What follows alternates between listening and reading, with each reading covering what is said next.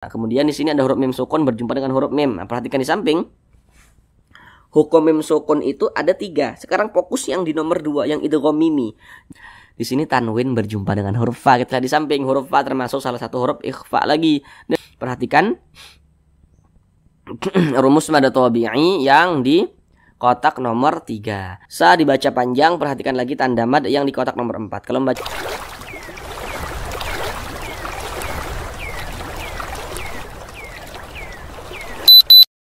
Assalamualaikum warahmatullahi wabarakatuh. Apakah Bapak Ibu Saudara semuanya belum lancar dalam membaca Al-Quran, masih terbata-bata dalam membaca Al-Quran, kemudian juga belum memahami ilmu tajwid? Mari belajar mengaji Al-Quran bersama kami. Akan kami jelaskan tajwidnya dengan pelan-pelan, sehingga dengan penjelasan tajwidnya yang pelan-pelan, maka insya Allah Bapak Ibu Saudara semuanya langsung dapat memahami ilmu tajwid Al-Quran dengan mudah.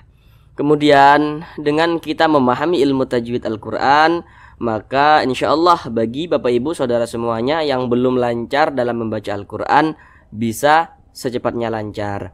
Kemudian bagi yang sudah lancar tapi belum paham ilmu tajwid, dengan kita memahami ilmu tajwid, maka bacaan Al-Quran kita akan semakin bagus dan juga indah untuk didengar.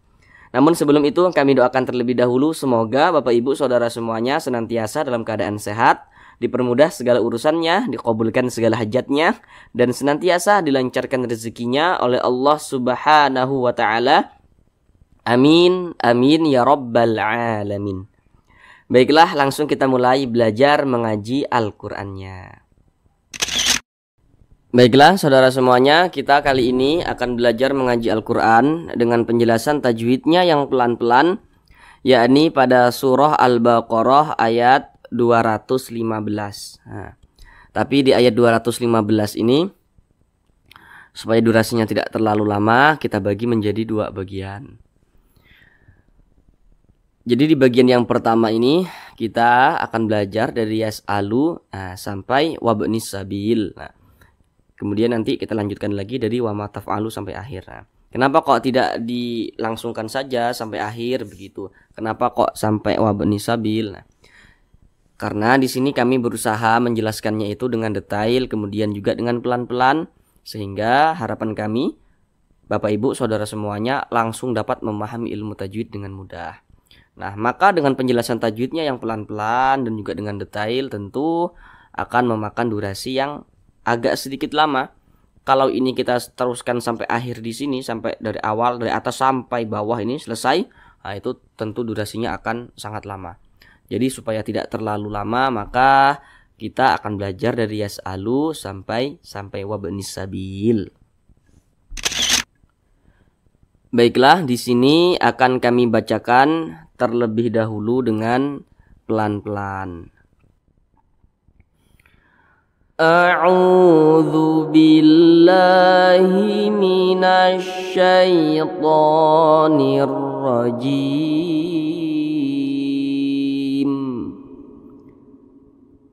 Bismillahirrahmanirrahim. Yas'alunaka madza yunfiqun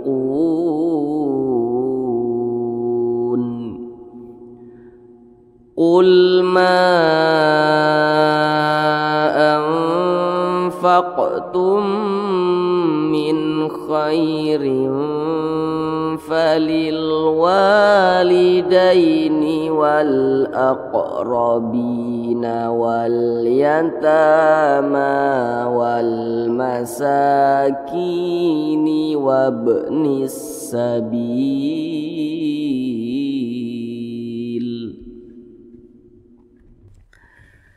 Baik, sekarang kita bahas tajwidnya dengan pelan-pelan. Namun seperti biasa ada beberapa hal yang kami sampaikan di awal supaya lebih memudahkan Bapak Ibu Saudara semuanya nantinya dalam memahami apa yang kami sampaikan. Yang pertama, kalau nanti kami katakan huruf sebelumnya, maka berarti huruf yang berposisi sebelah kanan. Berarti yang di sebelah sini, sebelah kanan. Kalau nanti kami katakan huruf setelahnya, maka berarti huruf yang berposisi sebelah kiri, sebelah sini, berarti sebelah kiri. Nah. Baik, yang pertama di sini yas'alu, di sini ada huruf sin sukun. Huruf sin tanda sukun itu seperti ini. Huruf sukun atau kadang disebut juga dengan huruf mati, huruf sukun itu. Nah.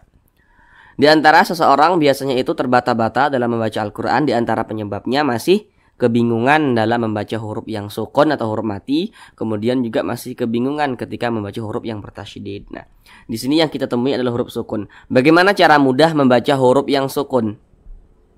Nah, di sini yang kita temui adalah huruf sin. Nah, cara mudah membaca huruf sukun itu seperti ini, saudara. Huruf sin sekarang kita tulis menggunakan huruf Latin. Huruf Latin itu huruf A, B, C sampai Z itu huruf Latin tuh. Nah, huruf sin kalau kita tulis menggunakan huruf Latin, maka huruf pertamanya adalah huruf S, huruf I dan juga huruf N. Nah, jadi kaidahnya tuh seperti ini. Huruf hijaiyah itu apabila dia sukun atau mati, maka huruf Latin pertama yang kita ambil. Nah, tadi huruf sin, huruf Latin pertamanya adalah huruf S. Nah, maka berarti huruf sin menjadi huruf S. Nah, maka ya ditambah S. Ini kan huruf ya nih dibaca ya, ditambah S nih karena sin jadi S maka dibaca yas. Seperti itu. Akan tetapi metode yang kami sampaikan tadi tidak tepat kalau misalkan digunakan pada huruf ain, pada huruf hamzah, pada huruf kha. Itu juga kurang tepat. Tapi harus ada latihan tersendiri di 3 huruf tersebut. Tapi insya Allah semuanya mudah. Kemudian juga metode yang kami sampaikan tadi harus dibarengi juga dengan latihan makharijul huruf dan sifatul hurufnya supaya nantinya tidak salah dalam pengucapannya. Karena nanti ada huruf hijaiyah tuh huruf Latin pertamanya S, shad itu huruf Latin pertamanya S, sin juga S, shin juga S, itu semuanya S tuh huruf Latin pertama. Kalau dia sukun jadi S semua tuh. Nah, tapi dari segi pengucapannya dia berbeda begitu. Maka perlu untuk dibarengi dengan belajar makharijul huruf dan sifatul hurufnya. Ini dibaca ya ditambah S dibaca yas. Yas'alu. Nah, kemudian lu dibaca panjang. Perhatikan rumus mad tabi'i yang di kotak nomor 2 yang di tengah. Kalau kita membaca Al-Qur'an apabila berjumpa dengan huruf waw sukun, ini huruf waw tanda sukun tuh seperti ini. Nah, kalau membaca Al-Quran berjumpa dengan huruf waw sukun, kita perhatikan huruf sebelum waw sukun. Nah, kita perhatikan. Nah, kalau kami mengatakan huruf sebelumnya, berarti yang berposisi sebelah kanan. Berarti huruf waw sukun. Sebelah kanan daripada huruf waw sukun yang mana? Nah, berarti huruf lam ini. Nah, jadi setiap membaca Al-Quran berjumpa dengan huruf waw sukun, kita perhatikan huruf sebelumnya. Huruf sebelum waw sukun kita perhatikan. Kalau ada huruf waw sukun, kemudian sebelum waw sukun ada huruf yang memiliki tanda baca dhammah nih ya. Seperti ini namanya tanda baca dhammah. Maka huruf yang memiliki tanda baca dhammah yang berposisi tepat sebelum waw sukun, maka huruf tersebut dibaca panjang.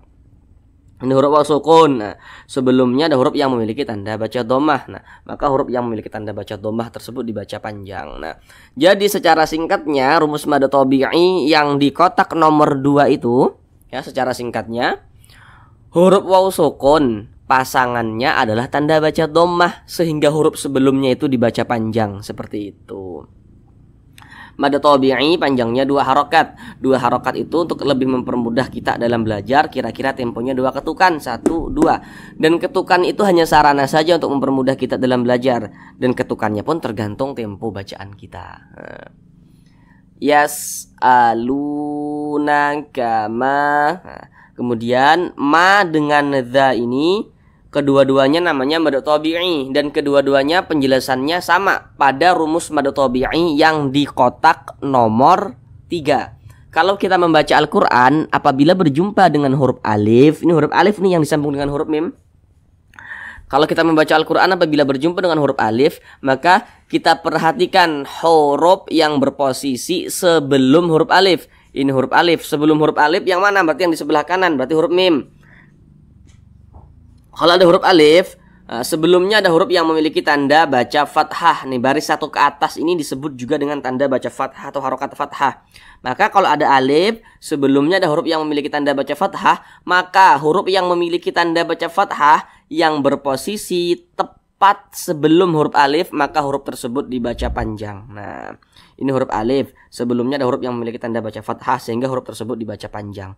Dha ini sama, dha juga dibaca panjang karena di sini ada huruf alif. Nah, sebelumnya ada huruf dha. Huruf dha ini memiliki tanda baca fathah dan dia berposisi tepat berada di belakang huruf alif atau tepat berada sebelum huruf alif, sehingganya huruf tersebut dibaca panjang. Jadi secara singkatnya, rumus mad tabi'i yang di kotak nomor 3 itu huruf alif pasangannya adalah tanda baca fathah sehingga huruf sebelumnya itu dibaca panjang. Mad tabi'i panjangnya 2 harokat. Yas'alunaka madza yunfiqun. Kemudian di sini huruf non dia sukun. Nah, tadi kaidahnya berarti kalau dia huruf hijaiyah itu sukun menjadi huruf Latin yang pertama. Huruf non huruf pertamanya adalah n. Maka ini yu ditambah n karena non jadi n, yu ditambah n dibaca yun begitu, yun. Akan tetapi di sini nunnya ini disamarkan cara membacanya karena berjumpa dengan huruf fa. Namun sebelum itu perhatikan dulu di samping. Kalau kita membaca Al-Qur'an apabila berjumpa dengan huruf nun sukun atau berjumpa dengan salah satu tanda baca tanwin. Tanda baca tanwin itu ada 3. Yang pertama namanya fathah tain baris 2 di atas, yang nomor 1 namanya fathah tain, yang nomor 2 baris 2 di bawah namanya kasroh tain, dan yang nomor 3 itu namanya dhammah tain. Pokoknya setiap membaca Al-Qur'an apabila berjumpa dengan huruf nun sukun atau berjumpa dengan salah satu tanda baca tanwin, maka kita perhatikan huruf setelahnya, maka terjadilah suatu hukum tajwid. Nah, contohnya seperti ini.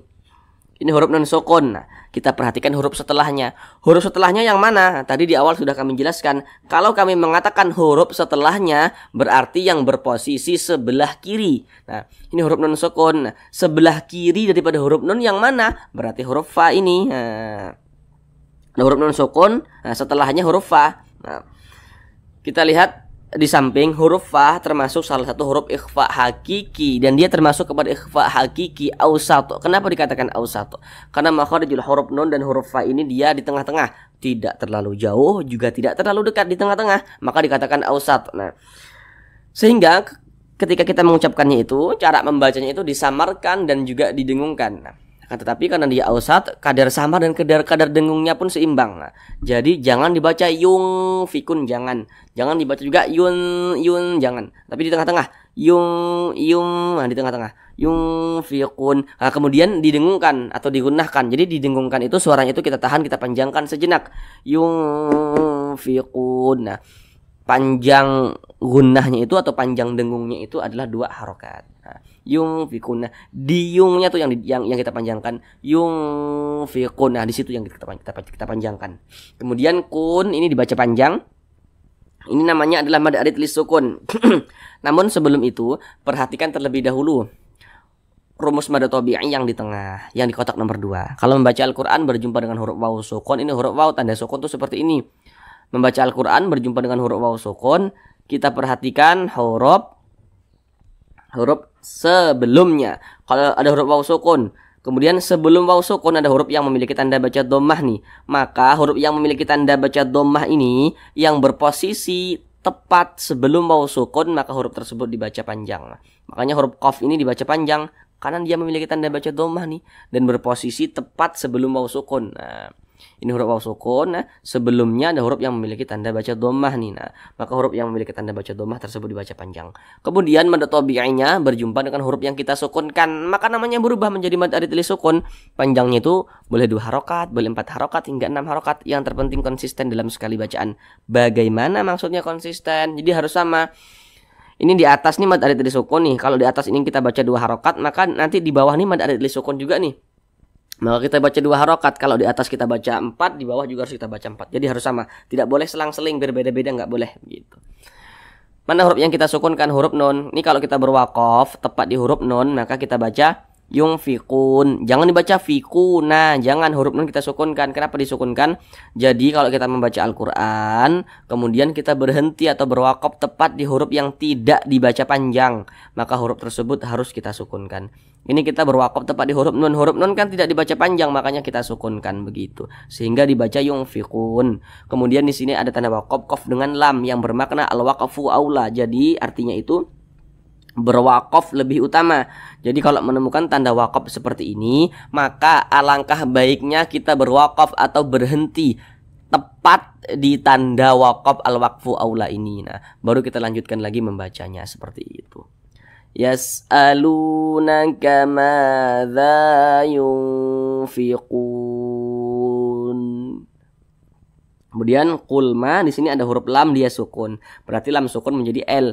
Ku ditambah L dibaca kul. Nah, kemudian ma ma dibaca panjang, ini namanya adalah mad jais munfasil. Namun sebelum itu perhatikan dulu rumus mad tabi'i yang di kotak nomor 3. Kalau membaca Al-Qur'an apabila berjumpa dengan huruf alif, kita perhatikan huruf sebelumnya. Kalau ada huruf alif sebelumnya sini ya, ada huruf yang memiliki tanda baca fathah, maka huruf yang memiliki tanda baca fathah yang berposisi tepat sebelum huruf alif, maka huruf tersebut dibaca panjang. Ma ini dibaca panjang sebab nih dia memiliki tanda baca fathah nih dan berposisi tepat sebelum huruf alif. Nah, kemudian mad tabi'iynya berjumpa nih dengan hamzah tapi di lain kata atau di lain kalimat, maka namanya berubah menjadi mad jais munfasil. Panjangnya boleh 4 boleh 5 harokat. Loh, ini bukankah ini huruf alif? Jadi kalau kita membaca Al-Quran berjumpa dengan huruf alif yang memiliki tanda baca, maka itu adalah huruf hamzah. Qul ma anfaqtum. Nah, di sini nun sukun berjumpa dengan huruf fa. Perhatikan lagi di samping huruf fa termasuk salah satu huruf ikhfa hakiki ausat lagi. Nah, sama dengan yang di atas tadi. Maka cara membacanya disamarkan dan juga didengungkan. Anfaqtum. Nah, di sini ada huruf qaf, ini dia sukun huruf qafnya. Kita lihat di samping huruf qalqalah itu ada 5. Salah satunya huruf qaf. Kalau dia sukun, maka cara membacanya dipantulkan. Maka dipantulkan. Faq mantul seperti itu. Huruf qaf ini kan huruf pertamanya kalau kita tulis menggunakan huruf Latin adalah huruf Q. Kalau dia sukun menjadi Q, fa ditambah Q dibaca faq gitu kan.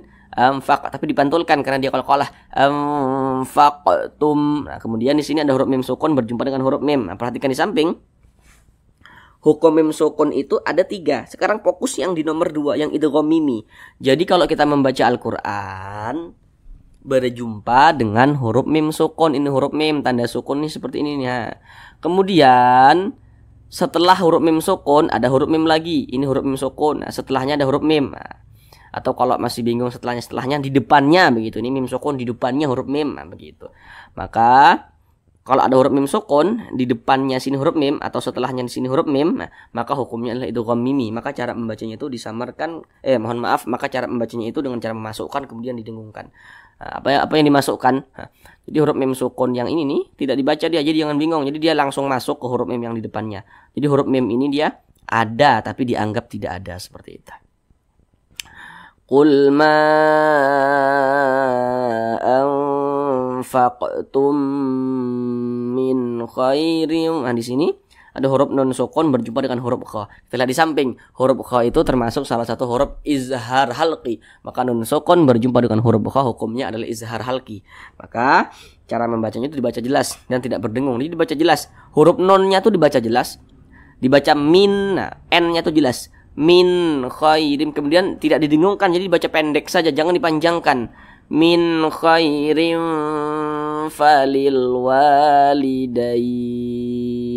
Nah, kemudian di sini ada huruf ya sukun. Nah, ini huruf ya tanda sukun seperti ini.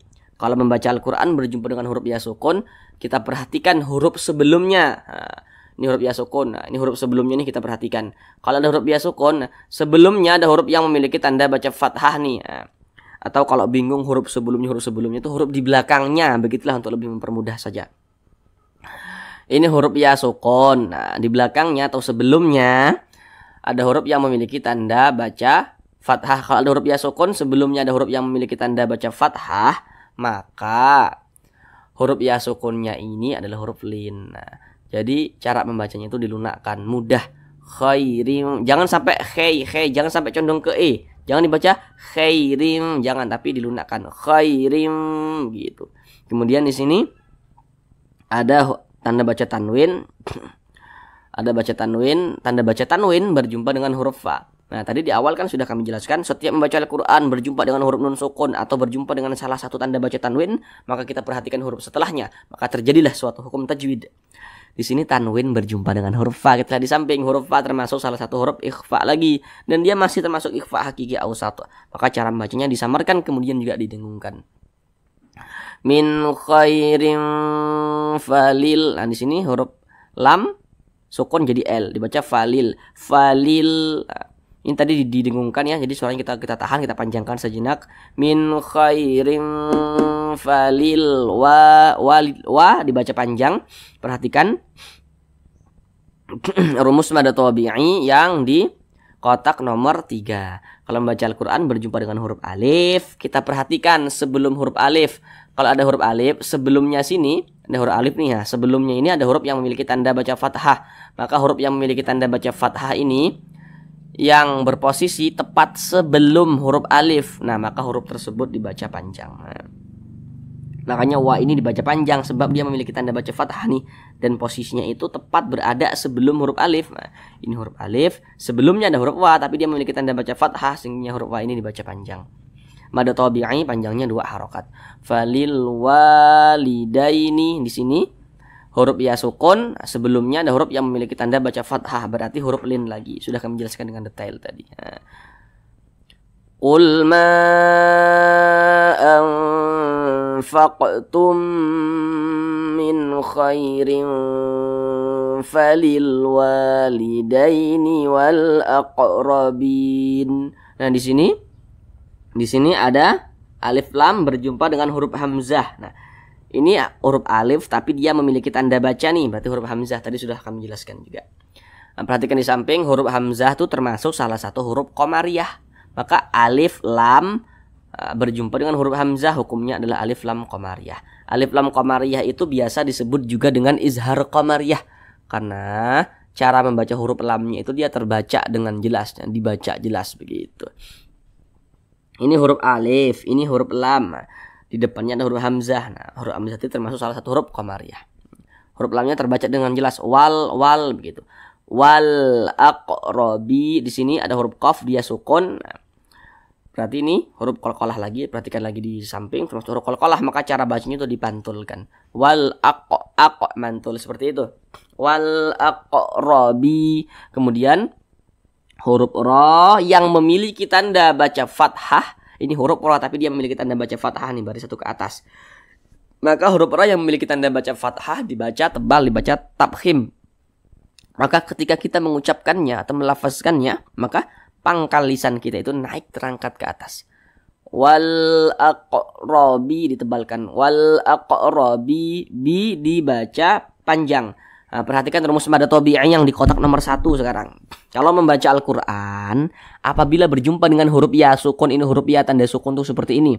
Kalau membaca Al-Quran apabila berjumpa dengan huruf ya sukun, maka kita perhatikan huruf sebelumnya.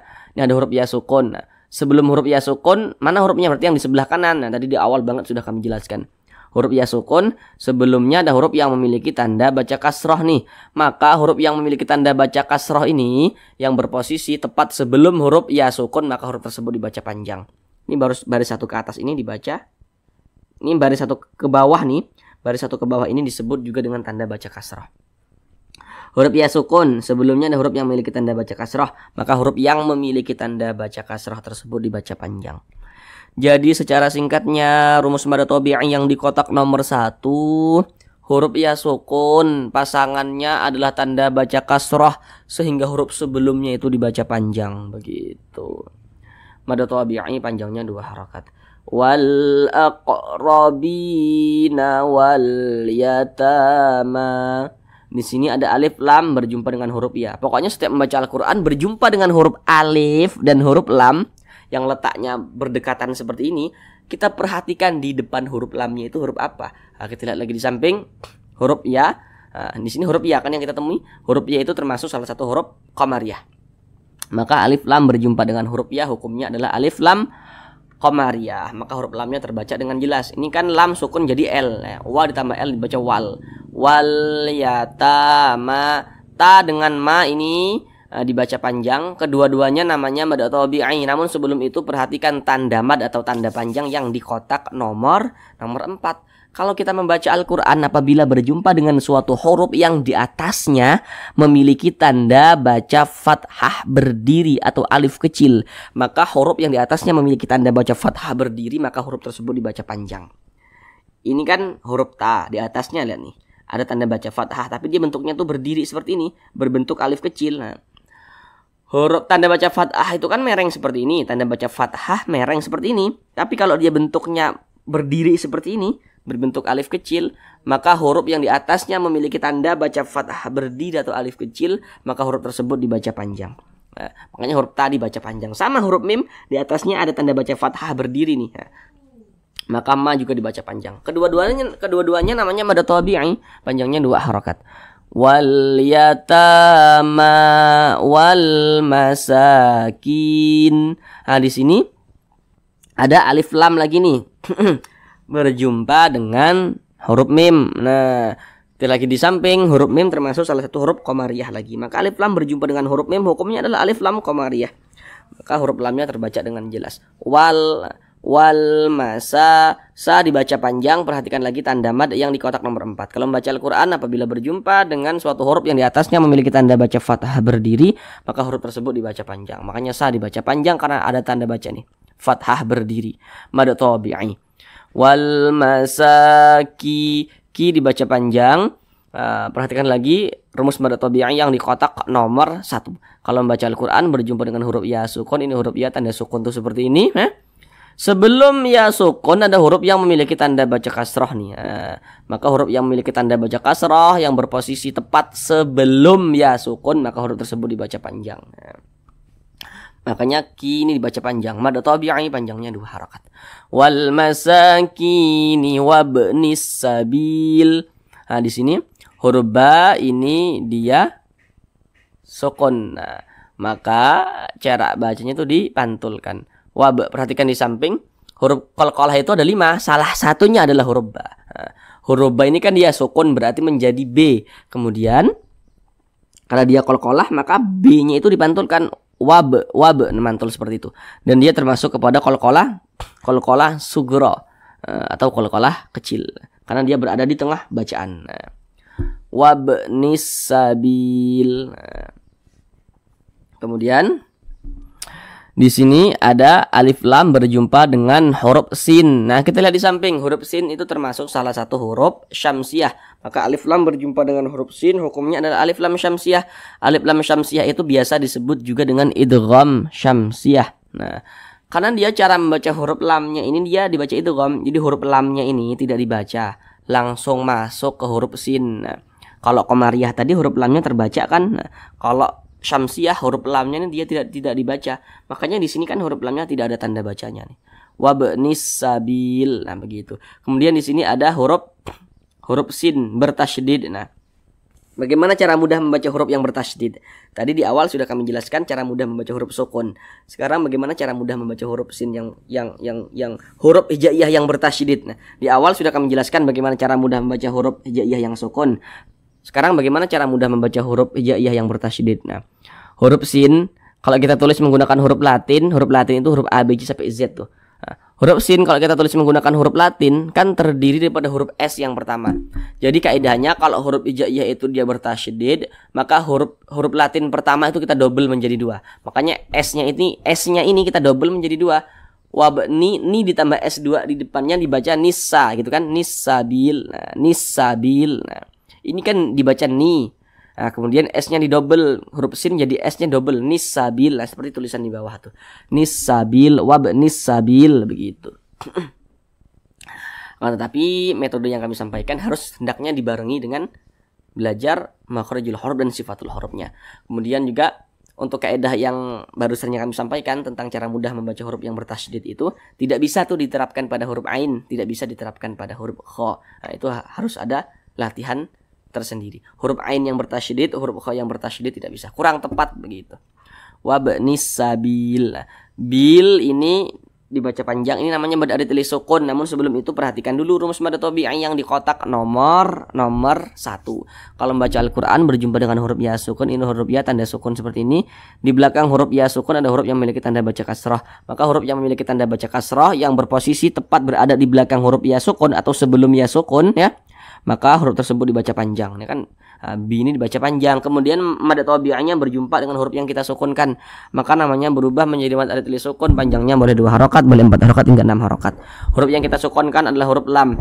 Karena huruf lam ini tidak dibaca panjang. Jadi kalau membaca Al-Qur'an, kalau kita membaca Al-Qur'an kemudian berhenti pada huruf yang tidak dibaca panjang, maka huruf tersebut harus kita sukunkan. Sehingga kita baca wabnis sabil. Jangan dibaca sabili, jangan li, tapi huruf lamnya disukunkan. Wabnis sabil. Kemudian di sini ada tanda wakaf, al-waqfu aula lagi. Sudah kami jelaskan dengan detail tadi di atas ini. Nah, baik, cukup sekian belajar mengaji kita pada kali ini. Jadi supaya tidak lupa apa yang telah kita pelajari, supaya tidak lupa, maka istiqomahlah dalam membaca Al-Qur'an, membuka Al-Qur'an ya, minimal sehari semalam itu adalah sempatkan waktu untuk kita membuka Al-Qur'an. Kemudian kita mulai praktekkan apa yang kita ketahui pelan-pelan. Jangan sampai Al-Qur'an di rumah kita itu kita abaikan hingga berdebu, jangan sampai. Terima kasih. Assalamualaikum warahmatullahi wabarakatuh.